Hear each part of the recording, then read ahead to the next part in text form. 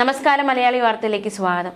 അല്ലാഹുവിന്റെ നാമത്തിൽ സത്യപ്രതിജ്ഞ എടുത്ത അംഗത്തെ വീണ്ടും ഈശ്വര നാമത്തിൽ സത്യപ്രതിജ്ഞ ചൊല്ലിച്ചു. ഇരിട്ടി നഗരസഭയിലെ നരേൻപാറ വാർഡിൽ നിന്ന് വിജയിച്ച SDP അംഗം പി സീനത്താണ് ആദ്യം അല്ലാഹുവിന്റെ നാമത്തിൽ സത്യപ്രതിജ്ഞ എടുത്തത്.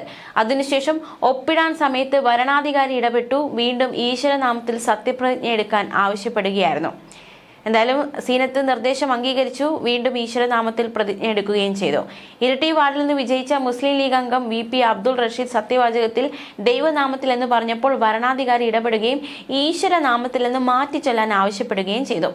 സത്യപ്രതിജ്ഞാ ചടങ്ങിന് ശേഷം SDP അംഗങ്ങളും ആദ്യ കൗൺസിൽ യോഗത്തിൽ കോൺഗ്രസ് മുസ്ലിം ലീഗ് അംഗങ്ങളും വരണാധികാരിയുടെ നടപടിയിൽ പ്രതിഷേധം അറിയിക്കുകയും ചെയ്തു. അതേസമയം ചട്ടത്തിൽ ഈശ്വരനാമത്തിൽ എന്ന് പറയുന്നത് കൊണ്ടാണ് വീണ്ടും മാറ്റിച്ചൊല്ലണമെന്ന ആവശ്യം ഉന്നയിച്ചതെന്നാണ് വരണാധികാരിയുടെ പ്രതികരണം. ചട്ടത്തിൽ പറഞ്ഞ കാര്യങ്ങൾ അനുസരിക്കാൻ ആവശ്യപ്പെടുക മാത്രമാണ് താൻ ചെയ്തതെന്നും അദ്ദേഹം പറഞ്ഞു. അതേസമയം സ്വാമി അയ്യപ്പന്റെയും മറ്റ് ഹിന്ദു ദൈവങ്ങളുടെയും പേരിൽ പ്രതിജ്ഞയെടുത്ത് കണ്ണൂർ കോർപ്പറേഷനിലെ BJPയുടെ കൗൺസിലർമാർ കോൺഗ്രസ് കൗൺസിലർ ശ്രീ നാരായണ ഗുരുവിന്റെയും പേരിൽ പ്രതിജ്ഞയെടുത്തു. കൊക്കൈൻ പാറയിലെ BJP കൗൺസിലർ P മകേഷാണ് സ്വാമി അയ്യപ്പന്റെ പേരിൽ പ്രതിജ്ഞയെടുത്തത്. തുളിച്ചേരിയിലെ AK മജേഷ് ശ്രീരാമചന്ദ്രന്റെ പേരിൽ പ്രതിജ്ഞയെടുത്തു. തളാപ്പ് ഡിവിഷനിൽ നിന്നുള്ള അർച്ചന വണ്ടിച്ചാൽ തളാപ്പ് സുന്ദരേശ്വര നാമത്തിലായിരുന്നു പ്രതിജ്ഞയെടുത്തത്. തളാപ്പിൽ ശ്രീനാരായണ ഗുരു സ്ഥാപിച്ച ക്ഷേത്രം ഉൾപ്പെടുന്ന ഡിവിഷനെയാണ് അർച്ചന പ്രതിനിധാനം ചെയ്യുന്നത്. അതേസമയം പള്ളിക്കുന്ന് ഡിവിഷനിലെ ദീപ്തി വിനോദ് പള്ളിക്കുന്ന് മൂകാംബിക ദേവിയുടെ പേരിലാണ് പ്രതിജ്ഞയെടുത്തത്. പള്ളിക്കുന്ന് മൂകാംബിക ക്ഷേത്രം ഈ ഡിവിഷനിലാണ്. താളിക്കാവ് ഡിവിഷനിൽ നിന്ന് ജയിച്ച അജിത്ത് പാറക്കണ്ടിയാണ് ശ്രീനാരായണ ഗുരുവിന്റെ പേരിൽ പ്രതിജ്ഞയെടുത്തത്. മുസ്ലിം ലീഗ് SDP കൗൺസിലർമാരെല്ലാം അല്ലാഹുവിന്റെ പേരിലാണ് കണ്ണൂർ പ്രതിജ്ഞയെടുത്തത്. പക്ഷേ ഇവിടെ അതായത് നേരത്തെ പറഞ്ഞതുപോലെ തന്നെ ഈ ഇരിട്ടി നഗരസഭയിൽ മാത്രമാണ് ഇത്തരത്തിൽ അല്ലാഹുവിന്റെ നാമത്തിൽ പ്രതിജ്ഞയെടുത്തതിന് ഒരു തിരുത്തലുണ്ടായത്. കണ്ണൂരൊക്കെ അല്ലാഹുവിന്റെ നാമത്തിൽ പ്രതിജ്ഞയെടുത്തിരുന്നു. അതേസമയം കോർപ്പറേഷൻ കൗൺസിലർമാരുടെ സത്യപ്രതിജ്ഞാ ചടങ്ങിൽ ശരണം വിളിച്ച് UDF കൗൺസിലർ കുന്നുകുഴി വാർഡ് കൗൺസിലറായ മേരി പുഷ്പമാണ് സത്യപ്രതിജ്ഞയ്ക്ക് ശേഷം മുഷ്ടി ചുരുട്ടി സ്വാമിയെ ശരണമയ്യപ്പ എന്ന് വിളിച്ചത്. സ്വർണ്ണക്കൊള്ളയിലുള്ള പ്രതിഷേധമാണ് താൻ ഉയർത്തിയതെന്നും പാർട്ടിയോട് ശരണം വിളിക്കുമെന്ന കാര്യം പറഞ്ഞിരുന്നുവെന്നുമാണ് മേരി പുഷ്പത്തിന്റെ വിശദീകരണം. മറ്റ് UDF കൗൺസിലർമാർ ആരും ഇത്തരത്തിൽ ശരണം വിളിച്ചിരുന്നില്ല. കോർപ്പറേഷൻ കൗൺസിലർമാരുടെ സത്യപ്രതിജ്ഞ അവസാന സമയത്തേക്ക് കടക്കുമ്പോൾ BJP പ്രവർത്തകർ ഗണഗീതം പാടി.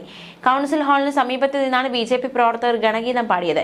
എന്നാൽ വർക്കല നഗരസഭയിലെ LDF കൗൺസിലറായ അധികാരമേറ്റ അഖില GS ജയ്ഹിന്ദ് വിളിച്ചാണ് അധികാരമേറ്റത്. സത്യപ്രതിജ്ഞയ്ക്ക് ശേഷമാണ് അഖില ജയ്ഹിന്ദ് വിളിച്ചത്. പിന്നാലെ അഖില കരഞ്ഞു. അറിയാതെ പറഞ്ഞു പോയത് എന്നായിരുന്നു അഖിലയുടെ വിശദീകരണം. എന്നാൽ രാജ്യസ്നേഹമുള്ള ആർക്കും ജയ്ഹിന്ദ് വിളിക്കാം എന്നായിരുന്നു സംഭവത്തിന് പിന്നാലെ മറ്റു നേതാക്കളുടെയൊക്കെ പ്രതികരണം. ത്രിതല പഞ്ചായത്തുകളിലെ ജനപ്രതിനിധികൾ സത്യപ്രതിജ്ഞ ചൊല്ലി അധികാരമേറ്റു. പിന്നാലെ കൗൺസിലർമാരും സത്യപ്രതിജ്ഞ ചെയ്ത് അധികാരമേറ്റു. മുൻ MLA-മാരായ KS ശബരിനാഥൻ, അനിൽ അക്കര, KC രാജഗോപാൽ, R ലതാദേവ് എന്നിവർ വിവിധ തദ്ദേശ സ്ഥാപനങ്ങളിൽ സത്യപ്രതിജ്ഞ ചെയ്തു. തിരുവനന്തപുരം കോർപ്പറേഷൻ കോൺഗ്രസിന്റെ മുതിർന്ന അംഗമായ ക്ലീറ്റസ് ആണ് ആദ്യം സത്യപ്രതിജ്ഞ ചെയ്തത്. ഭരണഘടന കയ്യിലേന്തിയാണ് കവടിയാർ കൗൺസിലർ KS ശബരിനാഥനും മുട്ടട കൗൺസിലർ വൈഷ്ണ സുരേഷ് ഉൾപ്പെടെയുള്ളവരും സത്യപ്രതിജ്ഞ ചെയ്തത്.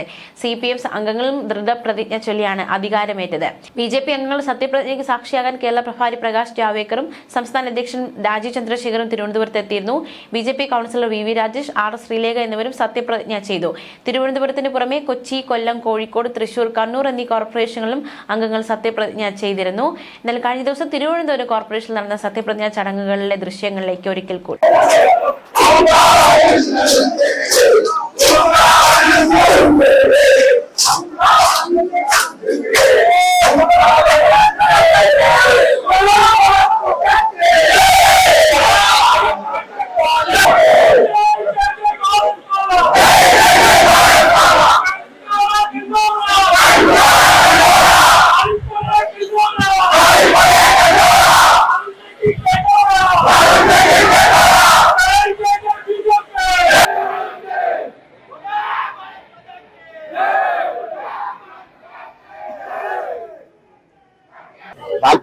വർഷം CPM നേതൃത്വം കൊടുക്കുന്ന ഇടതുപക്ഷ ജനാധിപത്യ മുന്നണിയായിരുന്നു ഈ തിരുവനന്തപുരം നഗരസഭ ഭരണം നടത്തിയത്.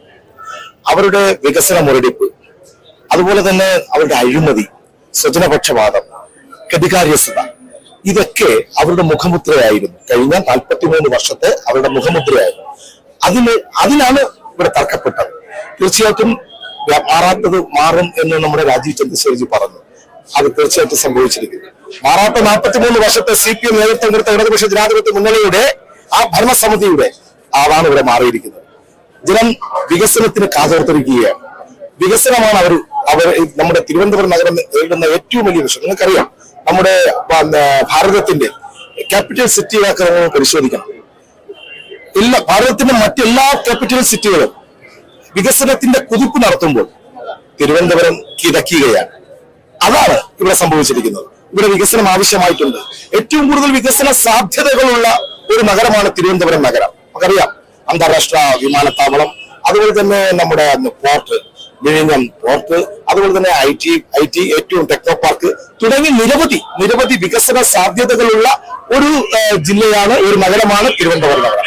ആ നഗരത്തിന്റെ വികസനം അത്യന്താപേക്ഷികമാണ്. പക്ഷെ ഇവിടെ എന്താണ്, ഒരു മഴ പെയ്താൽ ഇവിടുത്തെ സ്ഥിതി എന്താണ്? വെള്ളക്കെട്ട്. ഈ വെള്ളക്കെട്ടിന് പരിഹാരം കാണുവാൻ വേണ്ടി കഴിഞ്ഞ പാർലമെന്റിൽ തെരഞ്ഞെടുപ്പിൽ മത്സരിക്കുന്ന സമയത്ത് ശ്രീ രാജീവ് ചന്ദ്രശേഖരൻ അത് തൊട്ടറിഞ്ഞതിന്റെ അടിസ്ഥാനത്തിൽ അദ്ദേഹം എന്താ ചെയ്തത്? ഡിസാസ്റ്റർ മാനേജ്മെന്റ് 150 കോടി രൂപയാണ് അനുവദിക്കപ്പെട്ടത്. 50 കോടി രൂപ തദ്ദേശ സ്വയംഭരണ സ്ഥാപനമായ തിരുവനന്തപുരം നഗരം അതുപോലെ ചേർത്ത് 200 കോടി രൂപയുടെ ഒരു വികസന പദ്ധതിക്കാണ് രാജീവ് ചന്ദ്രശേഖരൻ നമ്മുടെ ഇവിടുത്തെ തെരഞ്ഞെടുപ്പ് കഴിഞ്ഞപ്പോൾ കേന്ദ്ര ഗവൺമെന്റിന്റെ സഹായത്തോടുകൂടി ഡിസാസ്റ്റർ മാനേജ്മെന്റിന് അനുവദിക്കപ്പെട്ടത്. 1.5 വർഷമായി അതിന്റെ പുറത്തു കയറി അടയിരിക്കുകയായിരുന്നു ഈ മുന്നണി, ഈ ഭരണസമിതി. തീർച്ചയായിട്ടും വെള്ളക്കെട്ടിനൊരു പരിഹാരം കാണുവാൻ മാത്രമല്ല, അമൃത് പ്രോജക്ട് വഴി കോടിക്കണക്കിന് രൂപയാണ് അനുവദിക്കപ്പെട്ടത്. കഴിഞ്ഞ 11 വർഷക്കാലം തിരുവനന്തപുരം നഗരത്തിന് 33% മാത്രമേ അവർ ചെലവഴിക്കപ്പെട്ടിട്ടുള്ളൂ. നോക്കണേ, കേന്ദ്രത്തിന്റെ പണം മുഴുവൻ, കേന്ദ്രം കൊടുക്കുന്ന പണം മുഴുവൻ രാഷ്ട്രീയത്തിന്റെ പേരിൽ ഈ പറയുന്ന മുന്നണി സംവിധാനം, ഈ ഭരണസമിതി അതിനെ മുഴുവൻ പാഴാക്കുന്ന ചിത്രമാണ് നമുക്ക് കാണാൻ. ഇവിടെ നഗരത്തിൽ കുടിവെള്ളമില്ലാത്ത വീടുകൾ ഇനിയുമുണ്ട്. എത്രയോ കുടിവെള്ളമില്ലാത്ത വീടുകൾ ഇനിയുമുണ്ട്. ആ കുടിവെള്ളം കിട്ടാത്തത് പരിഹരിക്കുവാൻ വേണ്ടി ജലജീവൻ മിഷൻ വഴി നമ്മുടെ നരേന്ദ്രമോദിജി പണം അനുവദിക്കപ്പെട്ടിട്ടുണ്ട്. എന്തുകൊണ്ട് അത് യഥാസമയം ചെയ്തു തീർക്കുവാൻ സാധിച്ചിട്ടില്ല? അത് അർബൻ ഏരിയ ആയതുകൊണ്ട് അമൃത് പ്രോജക്ട് വഴിയാണ് ഇവിടെ നടപ്പിലാക്കിയത്. അത് നടപ്പിലാക്കിയ കൗൺസിലർമാർ ചെന്ന് പണപ്പിരിവാണ് അവിടെ നടത്തിയത്. ഇത് ജനങ്ങൾ കാണുകയാണ്. ഇവിടുത്തെ മാലിന്യ വിഷയം 2011 ഇളപ്പിശാല മാലിന്യ സംസ്കരണ പ്ലാന്റ് പൂട്ടിയതിനു ശേഷം അതിനൊരു പരിഹാരം കാണുവാൻ ഇന്നേ വരെ നമ്മുടെ ഭരണസമിതിക്ക് സാധിച്ചിട്ടില്ല. ഞങ്ങളാരും ഭരിച്ചിട്ടില്ല. ഭരിച്ചത് എത്രയോ അവരാണ്. എന്തുകൊണ്ട് മാലിന്യ സംസ്കരണത്തിന് ഒരു സംവിധാനം ഉണ്ടാക്കുവാൻ അവർ തയ്യാറായിട്ടില്ല?